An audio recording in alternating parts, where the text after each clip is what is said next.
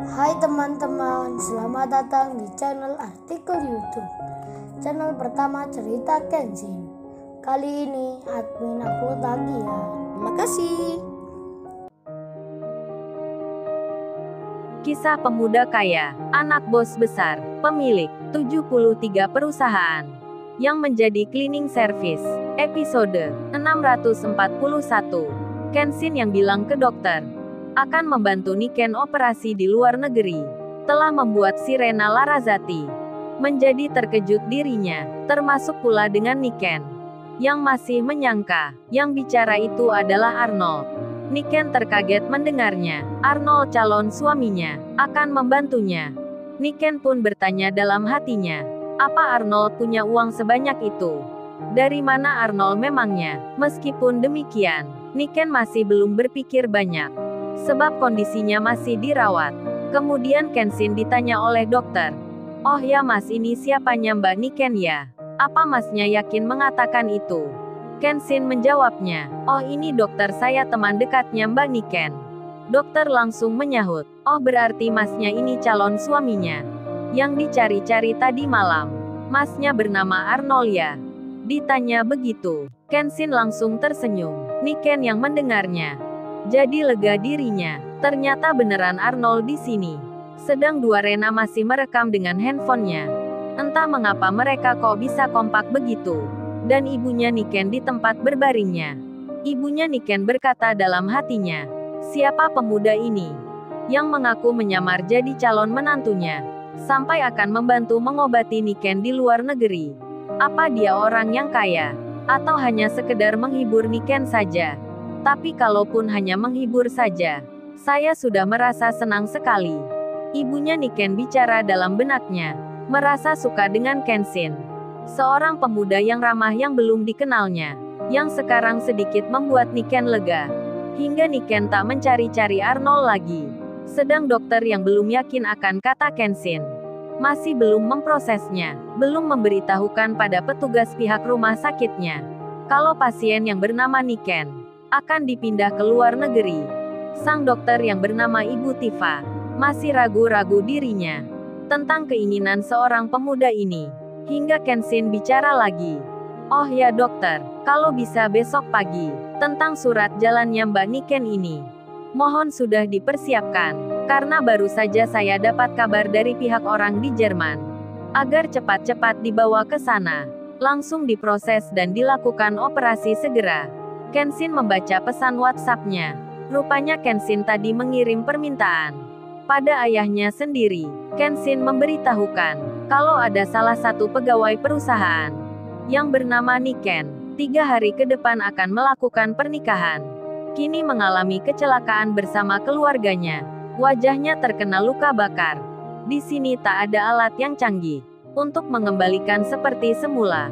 Adanya alat itu di negeri Jerman. Mohon ayah agar bisa mencarikan jalan untuk Niken operasi di sana, sebab prosesnya sulit.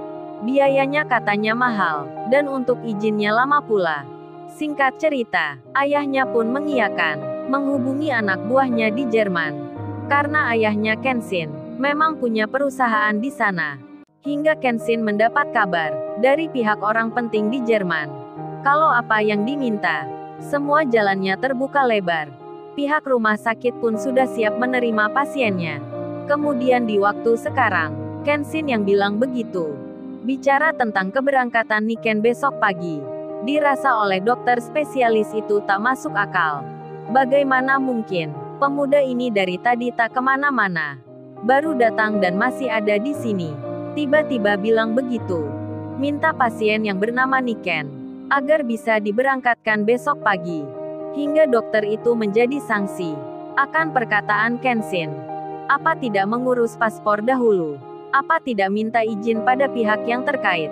Dan juga yang lain-lainnya, termasuk pesawat khusus yang akan membawa pasiennya. Bukan hanya dokter, si Rena Larazati pemilik Lamborghini, dan Rena yang punya restoran roti, sampai berpikiran sama. Masing-masing bicara dalam hatinya. Si Rena pemimpin perusahaan mengira mungkin Mas Kenshin ini sedang menghibur Niken agar Niken semakin baikan. Tak berpikir yang lain-lain. Sedang Rena pemilik usaha roti menyangka Kenshin bicara itu agar Niken semakin percaya diri. Tak putus asa lagi dengan wajahnya. Meski dua Rena itu percaya pada Kenshin kalau Niken akan dibantu operasi di Jerman, tapi mereka juga ragu untuk besok berangkatnya, sebab tak mungkin di waktu singkat ini Niken bisa dibawa ke luar negeri, sebab perlengkapan dan kepengurusan surat-suratnya butuh waktu setidaknya sehari. Di saat Rena Larrazati juga ragu, Iwan yang berdiri di situ merasa percaya dengan Kenshin. Sampai Iwan berkata, "Bro, apa boleh bro gua ikut besok ke sana? Pingin juga tahu negeri Jerman. Kalau tak mengganggu aku tak ambil ganti dan minta izin pada Ririn." Kenshin menjawabnya, "Ya tentu Wan, lu harus ikut Wan. Gak usah bawa ganti banyak-banyak Wan. Tapi secukupnya saja. Sebab di sana kita tak liburan. Tapi untuk mengantar Mbak Niken ini." Saat itu Niken sedang tertidur, jadi tak mendengar lagi yang dibicarakan. Iwan pun mengiyakan. Kemudian dokter pun bilang, "Oh ya mas, lebih baik masnya duduk di samping Mbak Niken saja. Tidak baik kalau bicara berlebihan. Nanti Mbak Niken malah kecewa. Sebab sudah mengharapkan, tapi malah tak nyata. Jadi masnya meski menghibur, sekedar hanya omongan. Lebih baik jangan memberi harapan yang palsu. Saya khawatir kalau pasien akan tahu yang sebenarnya. Malah nanti membuat tak baik kondisinya. Soalnya untuk berangkat besok pagi, itu sangat mustahil sekali. Beruntung Mbak Niken tadi tertidur, jadi tak mendengar masnya yang bicara begitu." Kemudian perawat pun datang, akan mengganti infus Niken di tangan, hingga Niken tersadar. Tapi matanya masih tertutup perban, sebab luka bakar di wajahnya membuatnya tak bisa melihat. Kenshin pun tak dipercaya oleh dokter spesialis itu, sebab dianggap berlebihan. Kenshin lalu bicara. Dengan tersenyum Kenshin bilang, "Oh ya dokter, saya serius mengatakan itu. Akan membawa Mbak Niken besok ke luar negeri. Jadi minta tolong ya surat jalan dari sini, agar dibuatkan sekarang." Sang dokter pun masih tak percaya, hingga beliau bicara, "Oh ya mas, jangan bercanda ya di sini. Ini rumah sakit tempat orang dirawat, bukan sebagai barang bercandaan." Niken saat itu mendengarnya, yang dikira Arnold calon suaminya, sedang dimarahi oleh dokter yang merawatnya.